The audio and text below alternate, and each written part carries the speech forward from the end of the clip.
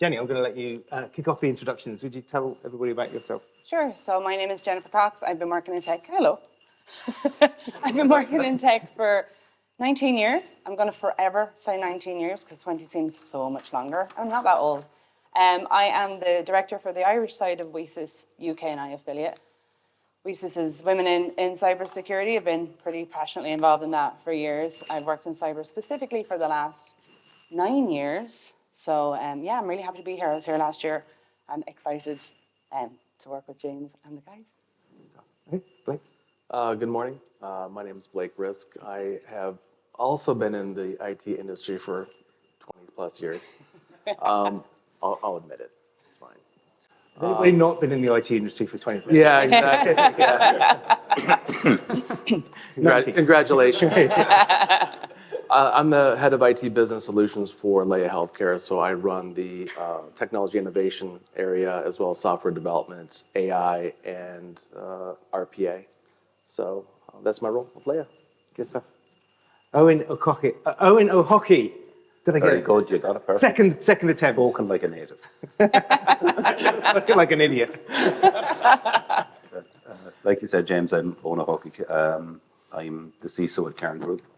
We're a fund management company that operates within the regulatory space that's in around funds brought into Europe and started in Europe with a big presence in Ireland and Luxembourg. I'm 30 plus years in this business. I have to laugh. I started up the road in Middle College. That's where I got my start in IT. So it's kind of funny to be so close to it. I've been working in a variety of security roles for probably 18, 19 years at this stage. And again, my area has eventually led me to that place where I'm accountable for security and everything. I can't complain anymore, if that makes sense. The buck stops here. Good stuff. And Shay. So my name is Shay. I'm happy to be here. So I'm working today in Green Boots Alliance, leading the domains of engineering, DevOps, and product. You can tell me that I am kind of born and raised in the enterprise IT, because before working in Green Boots Alliance, it was Novartis Pharmaceutical, and before the Teva Pharmaceutical. So more or less IT enterprise as my background. Good stuff. So we're going to talk. So the title of the panel is the Generative AI Showdown. So how active adoption is the best defense in preparing businesses for the AI revolution, right? So we're talking about, like, somebody asked me this morning, are we going to be talking about AI today? I said, maybe. It might come up as a topic on something like this. So let's just kick off. Shay, I'm going to come to you first. Like, what do you see as the key factors for organizations looking to implement AI solutions? Let's start from the easy part, from the infrastructure perspective of that. So one of the few of the main things that you need to consider when talking about it and starting to work about it. So one is about building the right scalable infrastructure that will be able to support it. It will be also secure. You also need to start and look around the budget perspective of that, what is called FinOps. But FinOps in AI, it's a bit different because it can very quickly to scale up when things that you are not even imagine around it. Another area is about all the data management. It is also part of the infrastructure part, so making sure that you have the right data in place and also you govern the data. You have the right security control and also continue to monitor and making sure that whatever is coming into the industry or change that is coming from threat perspective, also from regulation perspective, you are up to date and keeping up. Yeah, good stuff. And Eoin, how are you kind of preparing your organization once? Sorry?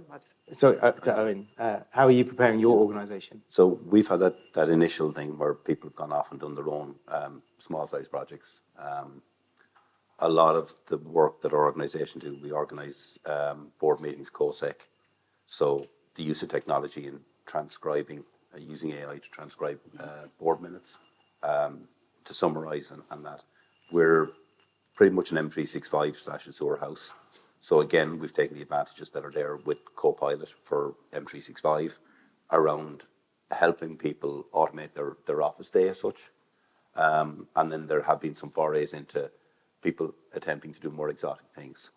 In terms of trying to control this, because again, on one side we will see the regulatory control around this, but you've got to regulate it yourself. It can very quickly become another form of shadow IT. And then the risks that we're trying to prevent is loss of PI, loss of intellectual property, and then that accidental escape of data. So in terms of somebody decides to improve their code, suddenly your code's owned by somebody else, or somebody else gets the benefit of asking the right question off the same public AI, and you're there.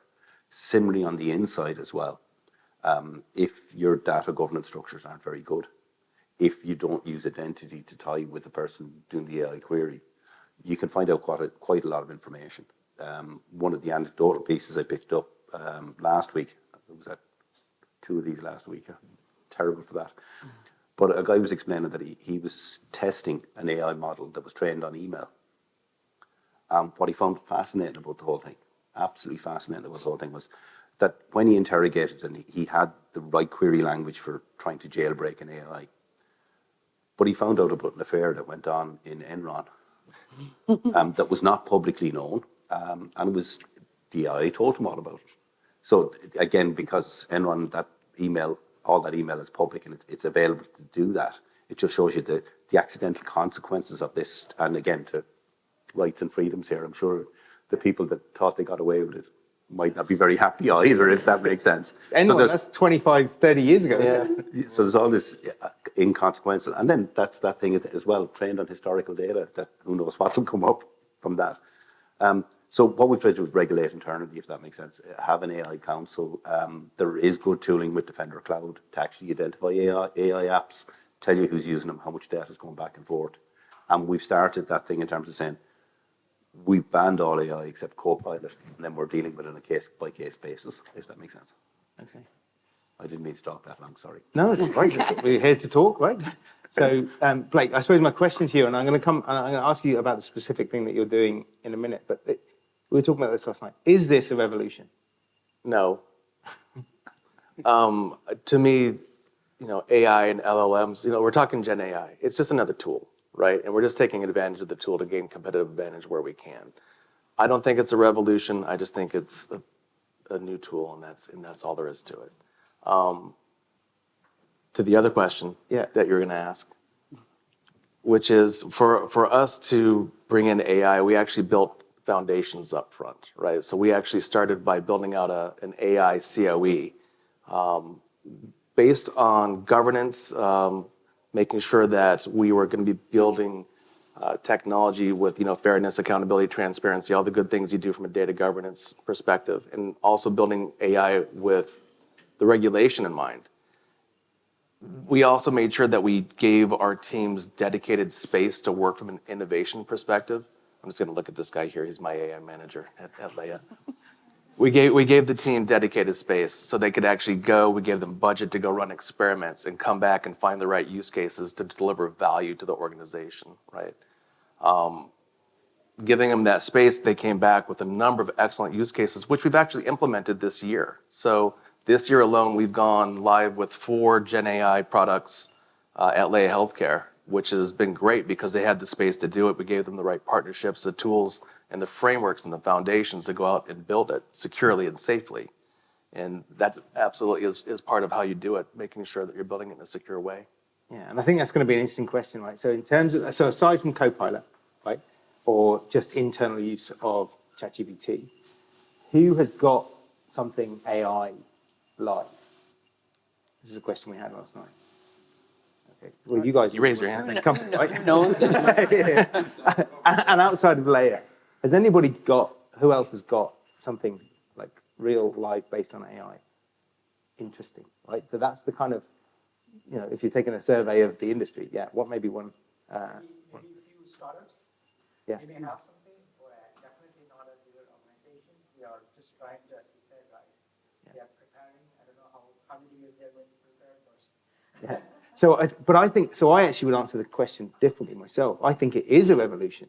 I think the difference between what happened with blockchain a couple of years ago, which was, in my view, a solution looking for a problem, right? There was no use case, really. Maybe a couple of really edge casey ones that didn't really happen, but maybe a couple of niche things. Whereas this, I think there's thousands of problems that can be solved, and it does fundamentally change, but it's a technology revolution. It's a it's another tool in the toolbox Yeah. that needs to be, you don't necessarily need to treat the whole thing differently, right? It's just actually the technology's moved on a good bit. So from that perspective, though, that's what we do is we solve problems. And like we were talking last night, blockchain, someone threw this thing out there and everybody's trying to solve problems with blockchain, but they didn't even know what to do with it, right? What we're looking at is what are the business problems we're trying to solve and which ones have the highest value, then prioritize them and then go build something around them. It doesn't necessarily have to be AI, right? We're looking at things from an agnostic perspective. So we have a funnel where any business case or use case comes in and we'll triage it, look at it and ensure that we're putting it in the right area for development or an AI tool or whatever it might be. So looking at technology agnostically is important. Yeah. Whereas I think some of us are coming on the question, we were having a conversation this morning over breakfast about the board want AI. They want us to have some AI things. They don't necessarily know what, they just want something, right? What are you seeing in there? I think, and that's almost a cultural thing. Like, so everybody wants the new and shiny because the new and shiny sells well and it makes you sound like you're up to date and you've gotten your act together. Not the word I was using earlier, but yeah. But the challenge that you have, and I guess what I would have seen, so when I've worked in cybersecurity, I've been lucky enough to touch upon like healthcare and fintech and government and retail and all of the different areas and see how people are thinking about using it and if they have used it, what they've come up against. We usually hear about the things that are going wrong, potentially go wrong or have gone wrong. And the biggest challenges you see are how you nurture that environment in your business. Like if you're going to approach AI and do it well and do it effectively and put measures in place for it effectively, you need to know that the team that you have, that you're working with, can freely invent, I want to say, but innovate so that they can talk about the challenges that they're coming up against, talk about the things that they've tried, talk about the things that went really, really wrong. And it's the same as the cultural base when it comes to cybersecurity. If in your company people are afraid to say, I clicked on that email because they're going to get a verbal warning or a hand slapped or just be embarrassed in front of everybody else in the team, they're not going to tell you they clicked on that email. And then you have a problem that you find out about 2-3 months later when you discover what's gotten in if something has. So the same, I think, with AI. If they're trying things at home and they found it useful and it's making their day easier, whether it's writing letters or automating a lot of tasks that they do, and they say this could be useful in work, and you allow them to walk through those processes with you and entertain it and see what can be done when you're working with your privacy and your data teams as well, then that's a healthy way to approach it and nobody's afraid of it. Yeah. But when you instill that kind of fear in people about AI, which there is a lot, I mean, the most common question being, is it going to take my job? Then people will back away from it, or they won't use it properly, or they'll use it on the sly, or they'll put stuff into it and not fully appreciate what's going to happen. And I think that, as alongside the tech, that needs to be addressed, because with anything, if you just throw it out there and let people use it without the safety barrier of being able to admit that they've made a mistake or done something wrong, then that's when things get really ugly. Yeah. And you don't know about them for a long time. And with AI, if you don't know about it even for a couple of hours, that's a significant difference with regards what could have gone wrong. Yeah. You're kind of talking there about trusting people, right? Yes. To a certain extent, like just say, okay, guys, here's some information, here's some useful things, right? Please don't be daft with it, but we trust you to. And we know you can't do that with everybody. Like, there's some teams, like we all know you can't trust a sales team because they're just going to click everything that they want to click in order to get the deal done and put stuff out. And they don't often care, that's generalizing, but they don't often care in the same way that we do, because we got to clean up the mess afterwards. Yeah. But in that case, then you're going to use your controls. Yeah. Or just give it to them with the policy that's really clear to them, a really humanly written policy that's really, really clear to them when you have vetted it on your side. But they'll come to you first and say, I want to do this because then I can sell more stuff. Yeah. So you should look at all of those suggestions. So what I mean is we trust you to come to us if that's the trick. Like, yeah, that's the trick.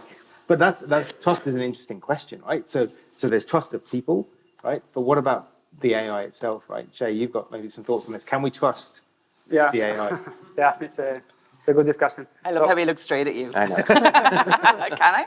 Yeah, good to have some wine yesterday.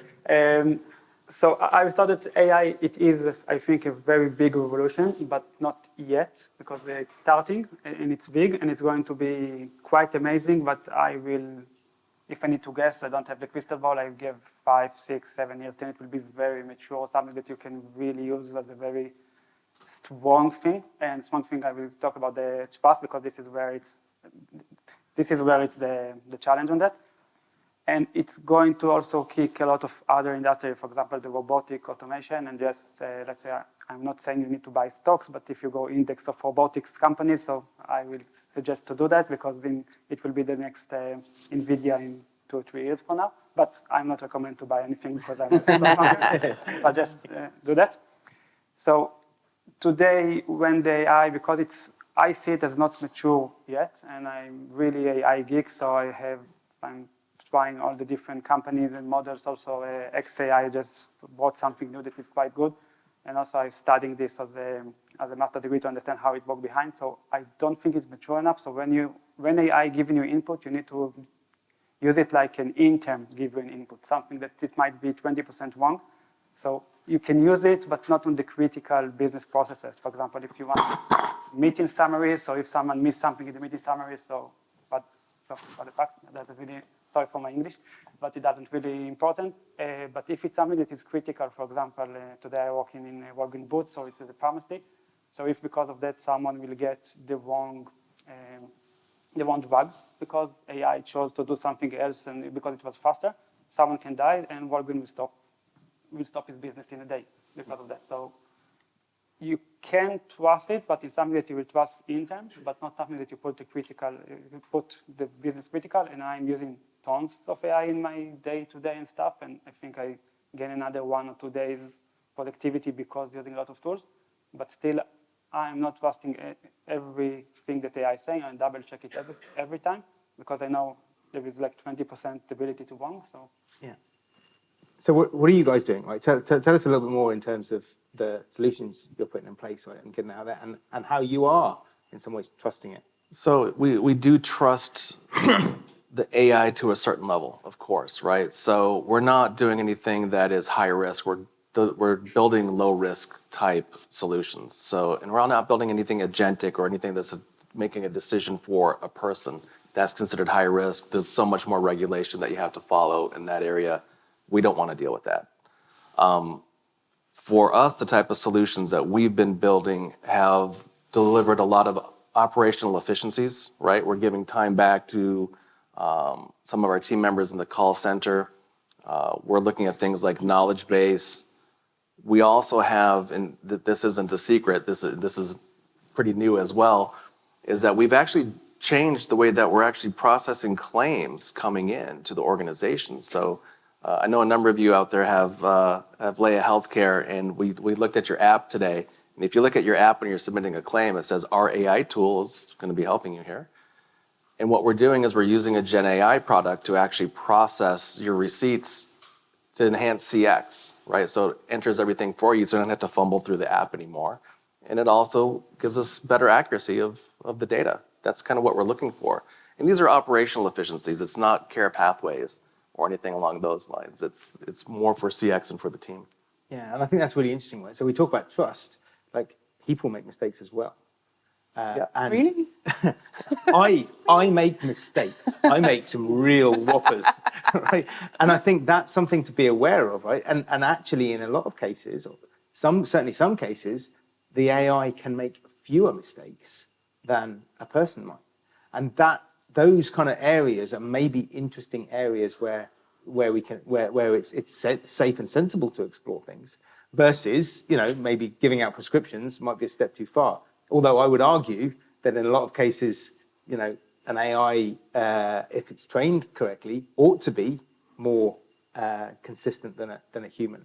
But I'm not going to stake my career on that just yet.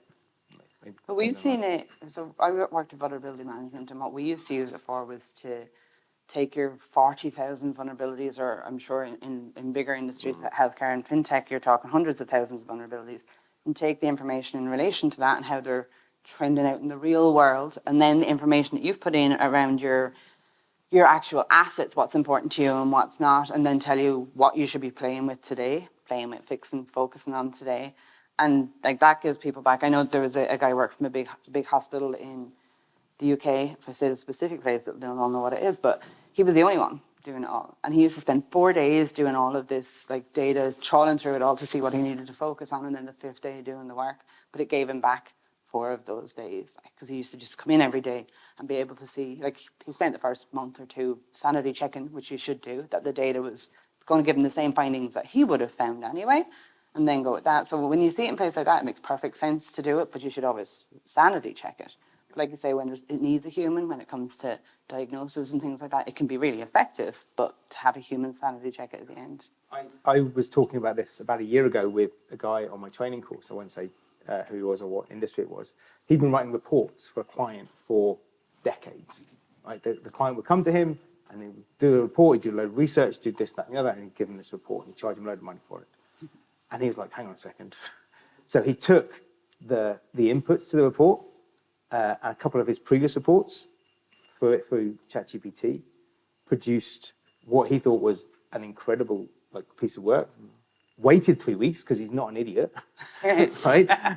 And then sent it back into the client. And the client came back and said, that's the best piece of work we've ever done. Thanks very much. Here's more, right? So what would have taken him weeks and weeks normally took him, half a day. And now he completely, his name is at the bottom of that report, right? You need to read it and make sure it was right and change the things that were wrong, but the efficiencies that it can bring. And I think that's the interesting thing, because we're looking at this from an IT perspective, right? How can we do things in IT? The rest of the business are looking at this from their perspective, right? How can I do things in marketing? How can I do things in sales? How can I, bring this stuff in? And I think the risk there perhaps is that we've always had this risk with shadow IT. You mentioned it there. Is this a supercharged shadow IT opportunity where people are just going to be able to do amazing things? Eoin, what are you saying? Kind of see some of it. And again, it's that thing in terms of most organizations as well. A lot of technology does come in from the side. Yeah. Either you've an IT department that's overrun with too much work and too many side of the desk projects and supporting the shadow IT of previous years. So some controls in terms of how you decide what you're doing. Everyone started with that thing going, have you a business use case? What's the problem you're trying to solve? I do agree, though, that there's a playpen side to it as well, and to be creative and have some form of safe playpen for people to try things with this and see. Because sometimes the unintended consequences of what you do, you look at something and you kind of go, what that means? And then you get something that's very useful to the business, but you'd never have gotten from, this is a problem we needed to solve, if that makes sense. Yeah. The applications I've seen that are really useful is currently going through a door readiness project.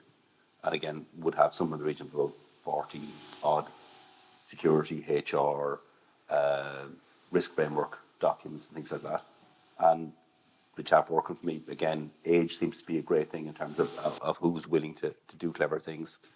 Ingested the DORA Act, ingested all the RTSs, and asked Copilot, here, tell me what we're missing in this policy in order to be compliant with what you just ingested. And it's marvelous.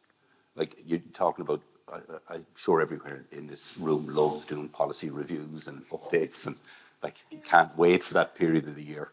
But it took something that probably would have taken a month down to less than a week, and was just brought you into what you needed to know. So, and was probably better than what would have been done before. Yeah. Right? That's the point. Right? But I would agree with that one thing. Where the usefulness is making a subject matter expert more efficient by taking away the procrastination, where to start, I hate doing this because it's too long, all that. It fires you ahead, it gives you the structure of it, but you still have to regard it as your best intern did this work and they know nothing. And you're still validating what's in there. It's still your work, it's still your name at the bottom of it. It can potentially make them more creative as well, because, I don't know, we talked last night about, well, I asked everybody, what was the very first thing you ever entered into ChatGPT? And, and we all sat there in front of it and kind of went, what do I ask? And I think what it taught me was at the stage of life that I'm at, because I wasn't very creative about what I was asking. I'm so used to thinking about certain things in certain very static ways. But I think the more that I've used it and the more I've leaned into it, the more adventurous I'm getting with what I ask and how I ask it. And I always say please and thank you. I know it's a machine. Yeah. But, and I think I'm getting more creative about how I would approach situations and the kind of things that I would ask, because a lot of that boring, templated, standard stuff is now taken care of and gone to one side. And I'm like, well, I wonder if it can do this too, and if it can do that. So you mentioned it being like a youth thing, but I think, yes, absolutely, they approach it like it has absolutely no limits. But I think for me, as somebody who's older, is getting better at seeing that kind of approach and then looking at everything else that way. So it's actually better for creativity. And we had a bit of a discussion there last night about prompt engineering and this being the new skill, right?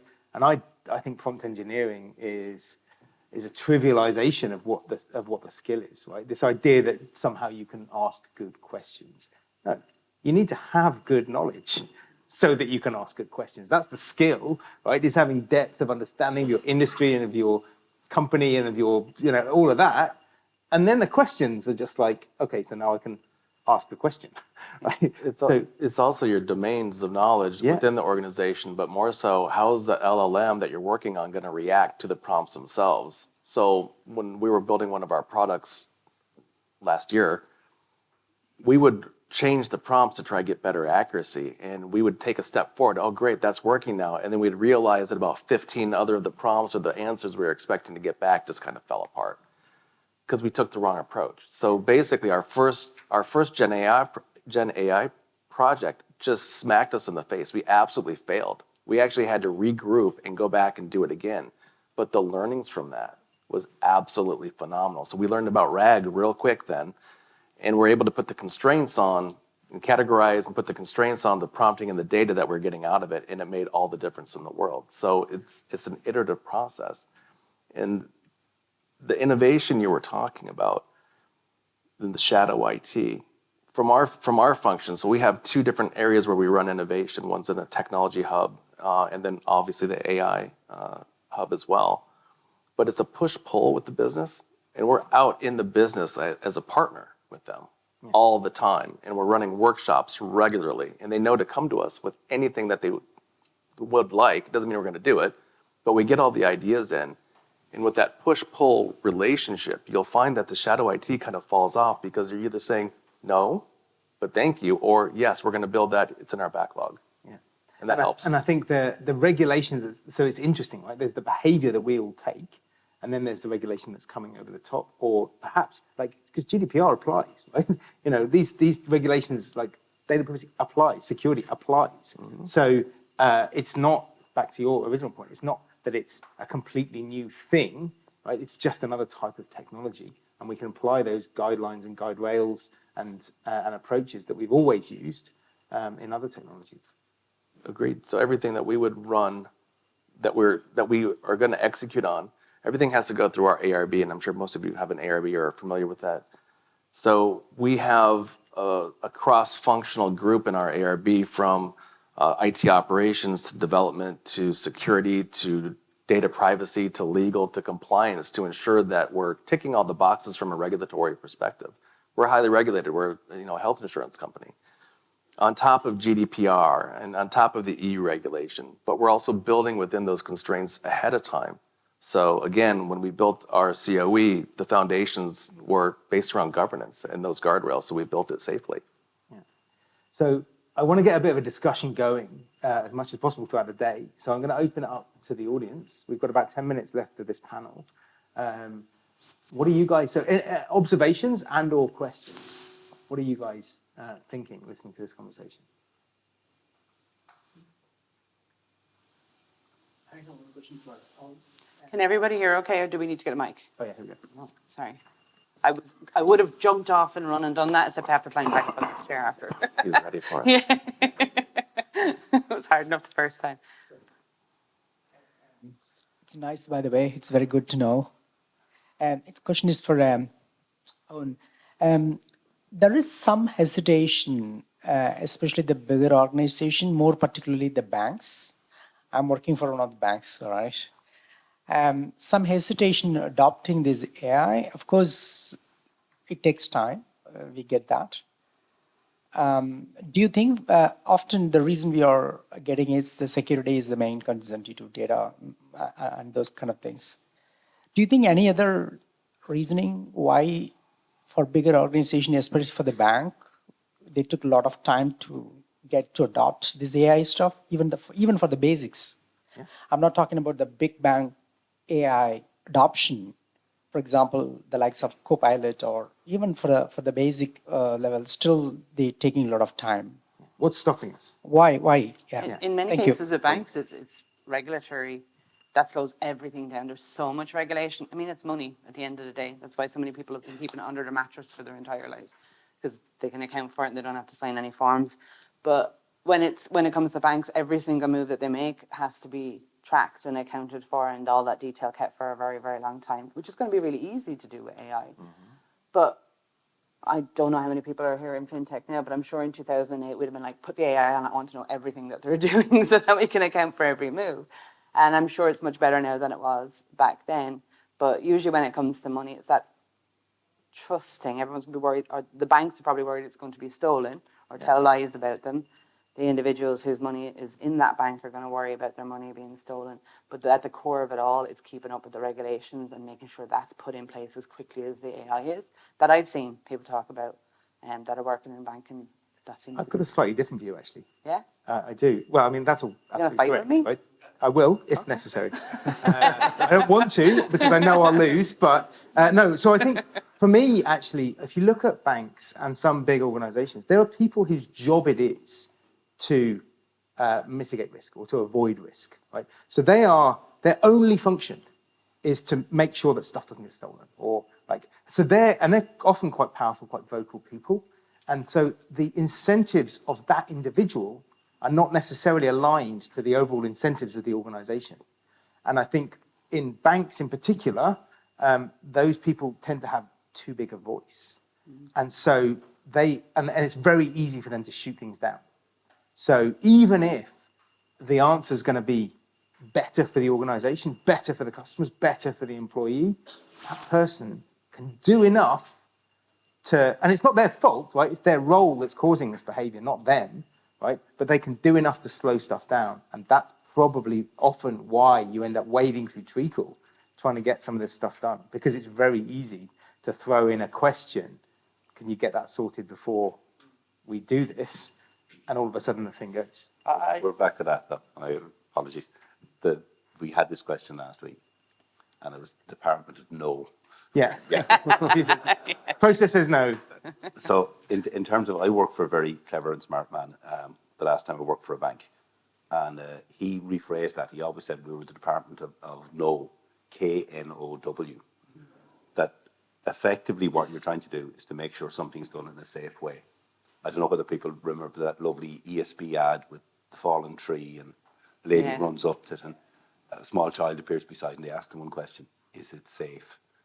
So I think that's where your risk function should be coming from. Like, our organizations have risk appetites, whether you like it or not. That's the basic thing. The owners of this business, or the board of directors, shareholders driven, they've decided that this is the level of risk they're willing to take.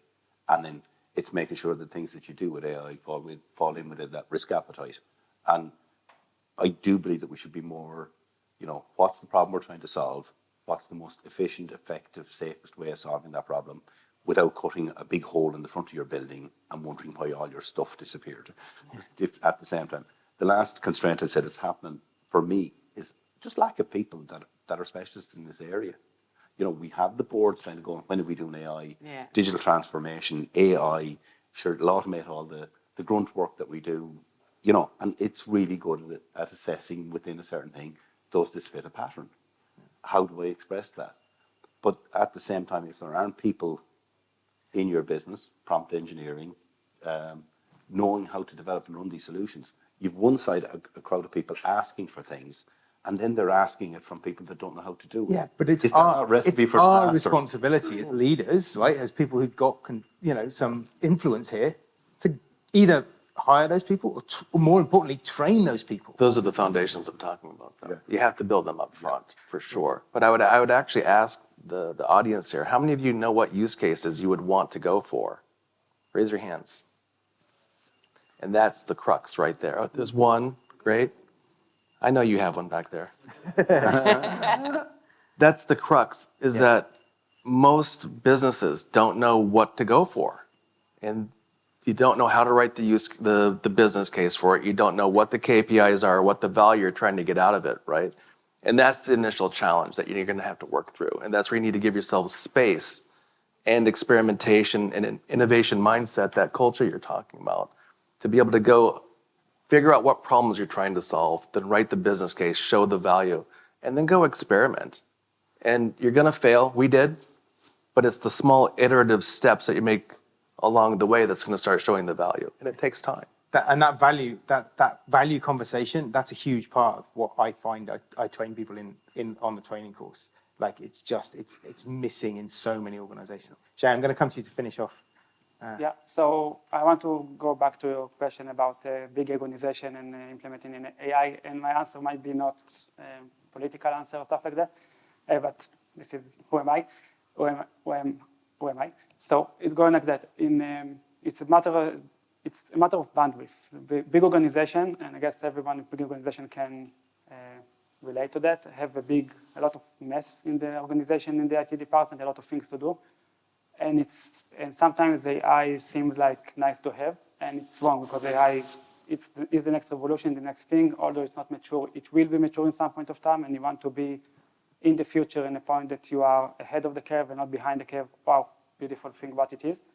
And because in the organization there is a mess and the priority is low, so it's hard to get the focus of the management or the focus of the different department to push that.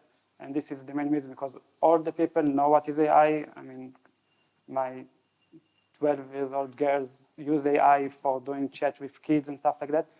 So the CISO, all the department want to push it, want to make it happen, want to support it, but it's a lot of bandwidth or prioritization in the organization. But that's the point. That's the word, prioritization. Yeah. Because there's an infinite amount of work, right? So how do you prioritize the things that are high value and ideally low effort? And I think this plays in both spaces, right? It can make things a lot easier, but it also can unlock a lot of value, which we're seeing in some organizations. Guys, thank you ever so much for a really interesting kickoff panel.